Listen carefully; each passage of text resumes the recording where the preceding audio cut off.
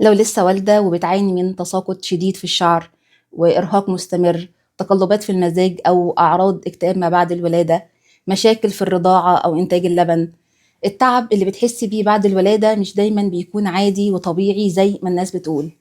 بعد الحمل والولادة جسمك بيكون مستنزف، فيتامينات، معادن، هرمونات، كله اتسحب على مدار 9 شهور من الحمل والولادة كمان. طيب المفروض الجسم يرجع لطبيعته بعد الولادة، خلاص صحيح، بس مش دايما بيقدر انه يرجع لوحده، ومش بنفس السرعة عند كل الأمهات. التعافي بعد الولادة بيختلف من أم للتانية حسب أكلك، نومك، هل في حد بيساعدك ولا لأ، تجربة الولادة نفسها، هل في ضغط نفسي أو تعب جسدي متراكم. في أمهات بتبقى تعبانة طول الوقت، مزاجها متلخبط، شعرها بيقع، جسمها ومفاصلها بيوجعوها، والرضاعة كمان ما بتكونش ماشية كويس. كتير من الأعراض دي بيكون وراها نقص عنصر ما أو عدة عناصر ومحتاج تعويض.